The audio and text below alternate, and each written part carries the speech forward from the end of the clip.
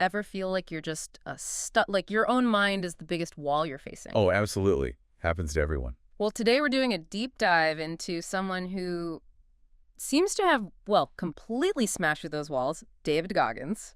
Yeah, quite the figure. Right. I mean, his story is pretty wild, coming from this really tough background abuse, weight struggles, dead-end job, Mm. and somehow turning himself into, well, what people call one of the toughest men alive. It's an incredible transformation. So our mission here is to really dig into his book, Can't Hurt Me, pull out the key ideas, the actionable stuff, Exactly. See how maybe you listening can unlock some of that same potential. because it feels like there's something really powerful there. Oh, definitely. Yeah. And what makes Goggins so fascinating, I think, isn't just the extreme physical stuff, is how he reframes where our limits actually are. Right. We're trying to get past the surface, look at the thinking behind it. How did he tap into strength most of us don't even realize we have? So it's like finding the operating manual for doing the impossible. Kind of, yeah. A shortcut, maybe, to understanding a mindset that just completely challenges, what we normally think is achievable. It throws typical motivation ideas out the window. Okay, so speaking of shattering limits, let's talk about this 40% rule he has. Yes. Core concept. He basically says, right, that when your mind is absolutely screaming at you to quit, you're exhausted, you think no more. Mm-hmm.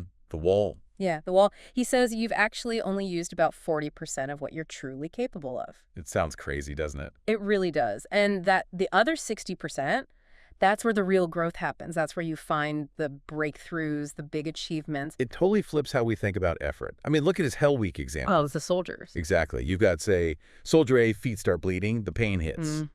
And he quits. He thinks, that's it, I'm done. He's hit his perceived 40%. Okay. But then there's Soldier B. Same situation, same pain, but he says, this is where I begin. Wow. That's a shift. Huge shift. Yeah. And Goggins lived that, right? Running on stress fractures, broken bones, basically telling himself comfort is the enemy. So the implication for us, for you listening, is what could you do if you just pushed past that point where you think you're done? Exactly. If you stopped letting that feeling of comfort, or discomfort rather, define your absolute limit and tapped into that other 60%. Okay. So if that potential is there, how do you actually get to it? How do you start? Well, he used a really practical, almost confrontational tool. He calls it the accountability mirror. Accountability mirror. Okay. Simple idea, really. He would literally stand in front of his mirror and write down, on sticky notes, I think, every single excuse holding him back. Like what kind of excuses? Oh, brutally honest stuff. Too weak, too scared, too fat, whatever it was. Okay, wow. That takes guts just to write down. It does. But here's the key part. He didn't just look at them.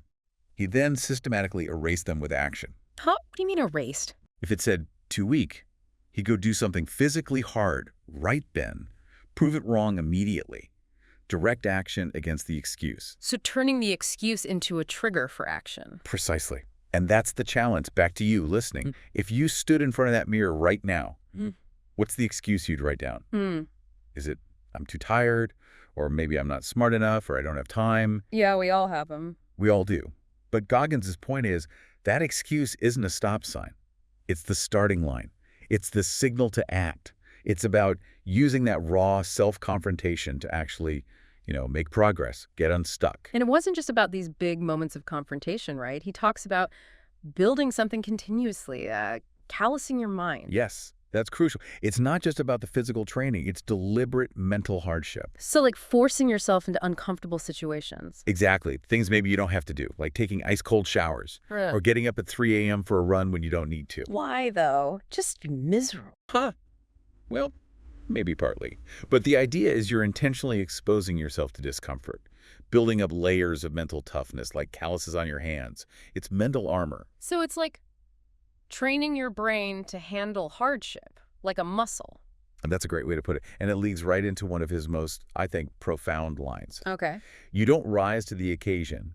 You fall to the level of your training. Ooh, say that again. You don't rise to the occasion. You fall to the level of your training. Wow. Okay.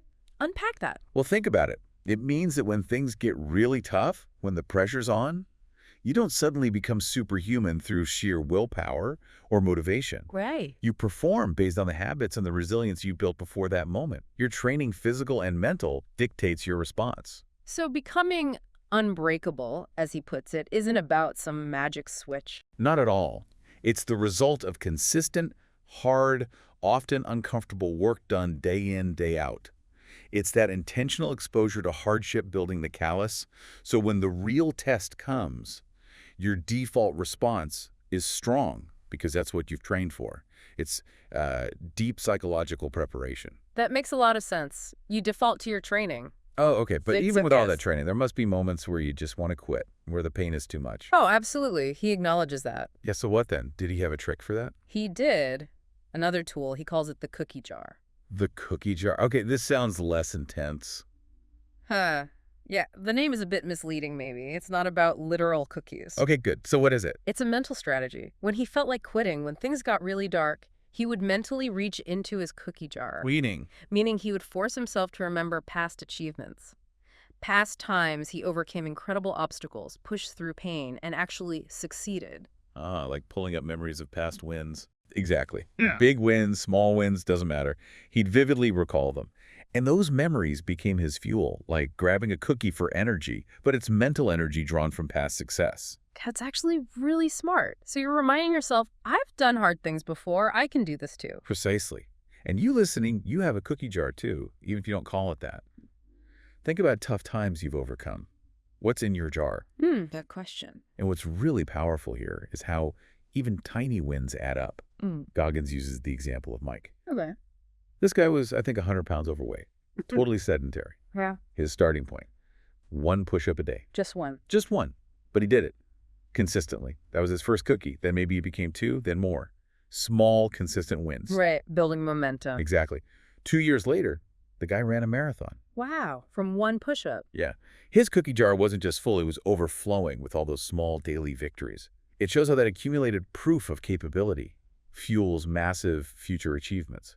It's like mental compounding. Mental compounding. I like that. So when you put it all together, the 40% rule, the mirror, the callousing, the cookie jar, it's clear Goggins' approach isn't about finding some, quick motivational fix. No, it sounds much deeper, more relentless. It is. He talks about it like a war, a constant battle against your own weak mind, against those excuses that pop up constantly. And knowing this stuff, understanding the concepts, that's one thing. But the real value, as Goggins would hammer home, comes from applying it rigorously. Right. Knowledge isn't power unless you use it. Exactly. Which kind of puts the ball back in your court, doesn't it? Yeah. How do you personally fight those internal battles? Not just think about it, but actually do something consistently. Yeah. And that really boils down to the final, pretty confronting question Goggins leaves you with, doesn't it? The ultimate one. He just asks, the question is, will you fight? Simple. Direct. Yeah. And it's not about needing to become David Goggins, right? It's about taking these principles, pushing your 40%, facing your excuses, building your mental armor. And maybe, just maybe, starting today by putting one small win, one tiny cookie into your own cookie jar. Definitely something to think about. Will you fight?